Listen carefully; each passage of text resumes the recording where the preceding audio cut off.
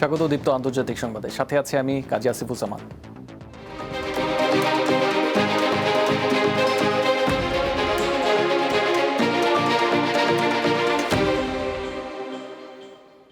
তীব্র শীত ও তুষার ঝড়ে বিপর্যস্ত যুক্তরাষ্ট্রে এ পর্যন্ত কমপক্ষে ৩০ জনের মৃত্যু হয়েছে।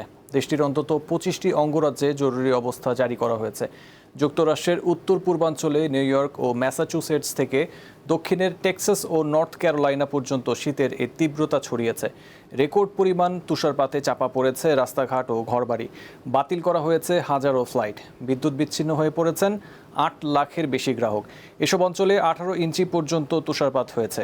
কোথাও কোথাও তাপমাত্রা নেমে গেছে হিমাঙ্কের নিচে ১৮ ডিগ্রি সেলসিয়াস পর্যন্ত।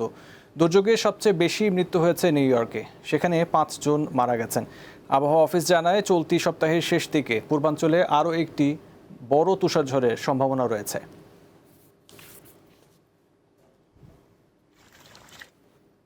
ভূমধ্যসাগরে একটি নৌকা ডুবে অন্তত ৫০ জন অভিবাসন প্রত্যাশীর প্রাণহানির আশঙ্কা করা হচ্ছে। ডুবে যাওয়া নৌকা থেকে মাত্র একজনকে জীবিত উদ্ধার করা হয়েছে। ইউরোপের দ্বীপরাষ্ট্র মাল্টার সংবাদ মাধ্যম জানায়, নৌকাটি উত্তর আফ্রিকার দেশ তিউনিশিয়ার উপকূল থেকে যাত্রা শুরু করেছিল। এর কিছু সময় পরেই নৌকাটি ডুবে যায়। তবে উদ্ধার হওয়া ব্যক্তির নাগরিকত্ব কিংবা নৌকাটিতে থাকা অন্য অভিবাসন প্রত্যাশীরা কোন দেশের ছিলেন সে বিষয়ে বিস্তারিত তথ্য এখনও জানা যায়নি। উদ্ধার হওয়া ব্যক্তি নৌকায় থাকা অভিবাসন প্রত্যাশীর সংখ্যা সম্পর্কে জানান। দক্ষিণ কোরিয়ার পণ্যের উপর বিদ্যমান ১৫% শুল্ক থেকে বাড়িয়ে ২৫% করার ঘোষণা দিয়েছেন যুক্তরাষ্ট্রের প্রেসিডেন্ট ডোনাল্ড ট্রাম্প। দেশটির বিরুদ্ধে বাণিজ্য চুক্তির শর্ত পূরণ না করার অভিযোগ এনে এই ঘোষণা দেন তিনি। সোমবার সামাজিক যোগাযোগ মাধ্যম এক পোস্টে ট্রাম্প জানান, দক্ষিণ কোরিয়ার গাড়ি, কাঠ ও ঔষধ সহ অন্যান্য কিছু পণ্যে পাল্টা শুল্ক ১৫ থেকে ২৫% উন্নীত করা হয়েছে। তবে এই শুল্ক বৃদ্ধি কবে থেকে কার্যকর তা উল্লেখ করেননি ট্রাম্প। দক্ষিণ কোরিয়া মূলত গাড়ির যন্ত্রাংশ, সেমিকন্ডাক্টর ও ইলেকট্রনিক পণ্য মার্কিন বাজারে রপ্তানি করে থাকে। মার্কিন বাণিজ্য দপ্তরের তথ্য অনুযায়ী দক্ষিণ কোরিয়া ২০২৪ সালে যুক্তরাষ্ট্রে $১৩২ বিলিয়ন পণ্য রপ্তানি করেছে। যুক্তরাষ্ট্রের মেইন অঙ্গরাজ্যে একটি ব্যক্তিগত জেট বিমান বিধ্বস্ত হয়ে অন্তত ৭ জন নিহত এবং ১ জন আহত হয়েছেন। বার্তা সংস্থা রয়টার্স জানায়, স্থানীয় সময় রোববার রাতে ব্যাঙ্গোর আন্তর্জাতিক বিমানবন্দর থেকে উড্ডয়নের পরপরই এই দুর্ঘটনা ঘটে। তীব্র তুষারপাত ও বৈরী আবহাওয়ার কারণে এই দুর্ঘটনা হয়ে থাকতে পারে বলে ধারণা করছে কর্তৃপক্ষ। দুর্ঘটনার পর রাতভর বিমানবন্দরটি বন্ধ রাখা হয়। FAA ও জাতীয় পরিবহন নিরাপত্তা বোর্ড যৌথভাবে দুর্ঘটনার তদন্ত করবে বলে জানানো হয়েছে। ডাবল টার্বো ইঞ্জিনের এই জেট বিমানটি ২০২০ সাল থেকে পরিষেবা দিয়ে আসছিল।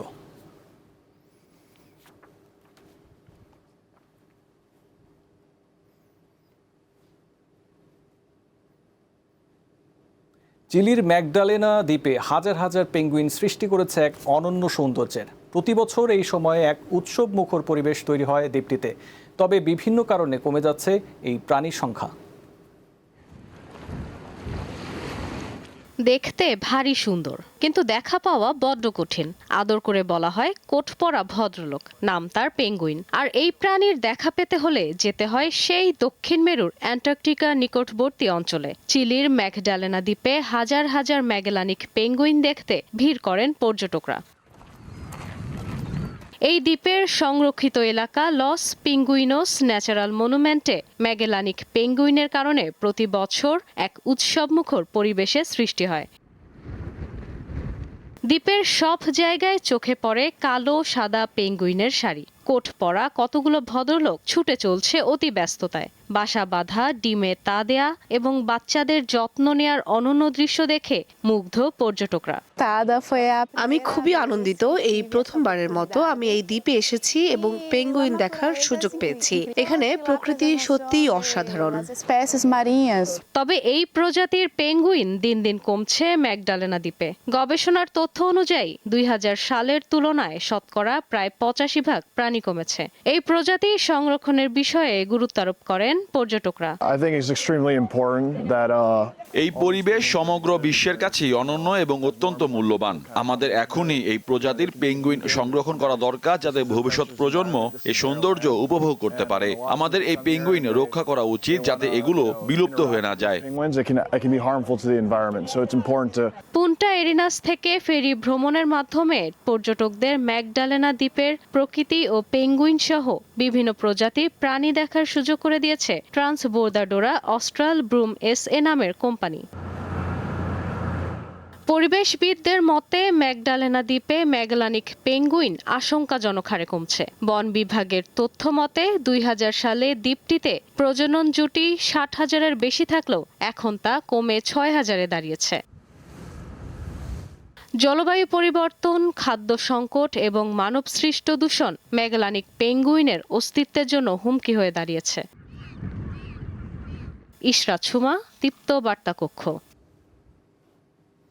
এ ছিল আন্তর্জাতিক সংবাদে। এরপর দীপ্ত সংবাদ বেলা 2টায় দেখার আমন্ত্রণ জানিয়ে শেষ করছি। এছাড়াও তথ্য বিনোদনের জন্য চোখ রাখুন দীপ্ত টিভির ডিজিটাল প্ল্যাটফর্মগুলোতে। ধন্যবাদ।